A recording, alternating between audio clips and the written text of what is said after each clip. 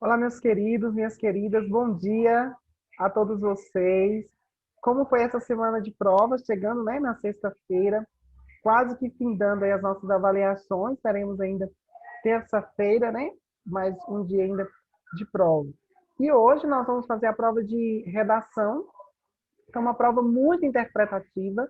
Eu acredito que vocês já devem ter lido, né, alguns, não sei se talvez já até já responderam, aproveitando aí para adiantar algumas coisas. E é uma prova de leitura, né?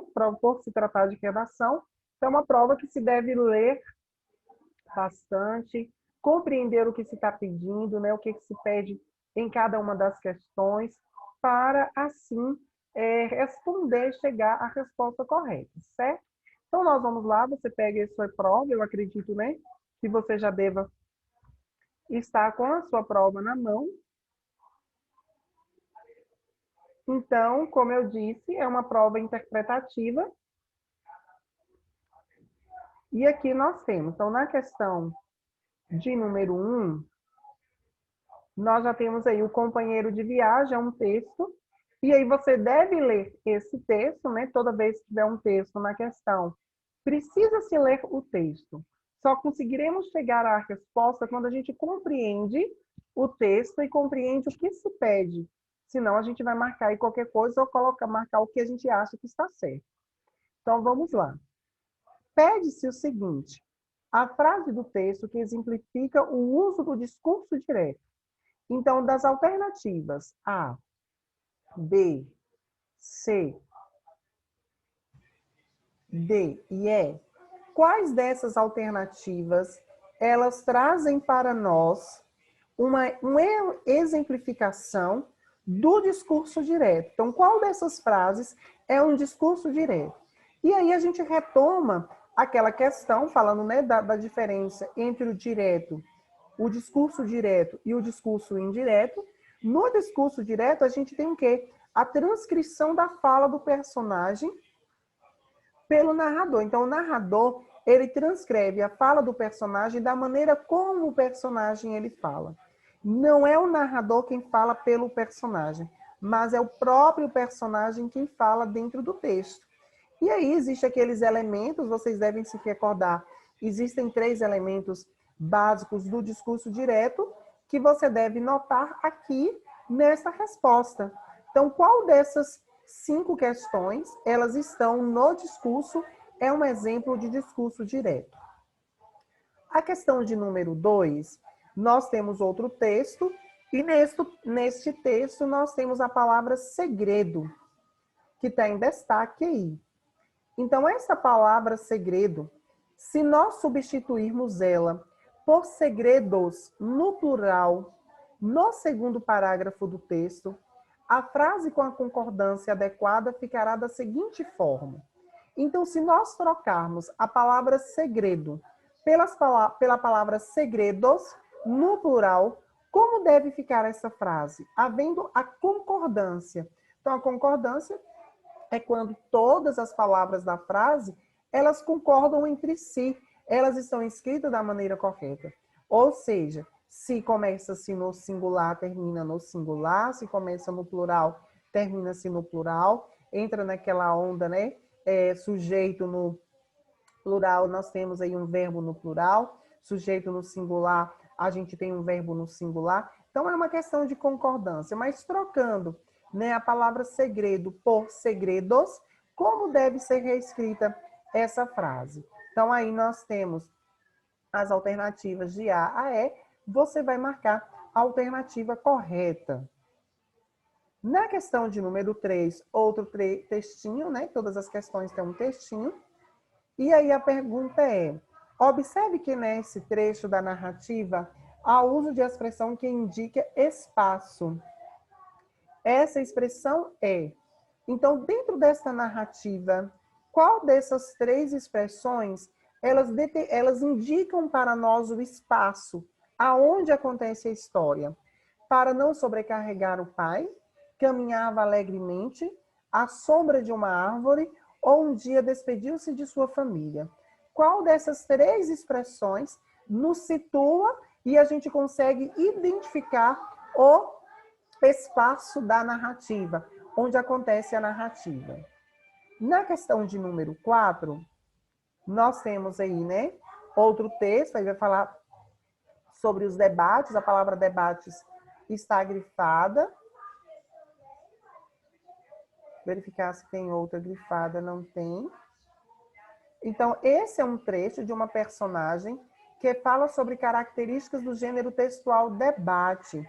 São características desse gênero. Então, na nossa, né, na revisão, inclusive, eu pedi um dos colegas que falasse sobre o que era debate. Então, o que é o debate?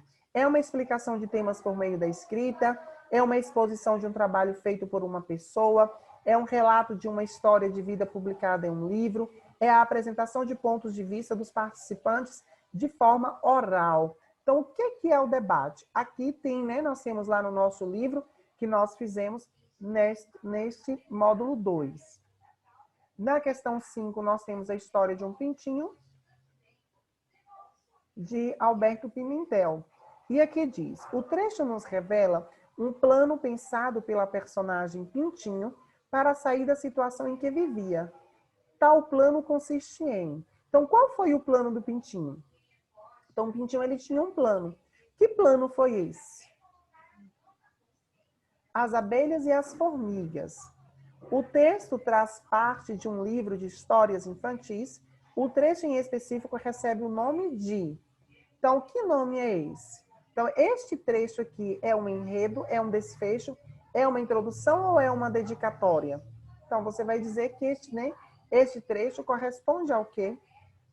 Aí entra naquelas questões do livro, né? Da publicação de livro, quando nós estudamos sobre o livro. Aí nós temos a questão 7, 8 e 9, né? A respeito deste texto, de Bartolomeu Campos de Queiroz. Após a leitura, podemos dizer que este texto... Então, sobre o texto, a gente pode dizer que ele é escrito em estrofes e versos, ou ele faz jogo de palavra, que misturam a prosa e a poesia, ou ele é considerado uma crônica jornalística, ou ele apresenta elementos verbais e não verbais. Então, sobre o texto, esse texto aí de Bartolomeu Campos de Queiroz. Questão 8. Uma emoção predominante na narrativa do narrador-personagem do texto é... Então, que característica o narrador-personagem ele traz? Raiva, alegria, repulsa ou tristeza? Questão 9. Releia o trecho afiando a faca no cimento frio da pia. Ele cortava o tomate vermelho, sanguíneo, maduro, como se degolasse cada um de nós. As palavras em destaque, vermelho, sanguíneo e maduro, eu acredito que na prova de vocês não está grifada essas palavras. Aí eu peço que vocês grifem aí as palavras, né? É vermelho, sanguíneo e maduro, que deveriam estar grifadas. E por erro de digitação, não grifei. Então, as palavras em destaque estão ligadas a um substantivo tomate. Então, todas essas palavras se referem ao tomate. Então, elas são o quê? Elas são artigos, adjetivos, numerais ou locuções adjetivas. Texto para as questões 10 a 12, você vai ler e responder. No texto de Inácio de Loyola, Brandão, a fala das personagens aparece pelo discurso direto, em que a fala é introduzida por travessões, discurso direto, em que a fala é marcada por um hífen, discurso indireto, em que a fala é marcada por hífen, discurso indireto, em que a fala aparece pelo narrador. Então, que tipo de discurso nós temos aqui? Um discurso direto com hífen ou discurso direto com travessão?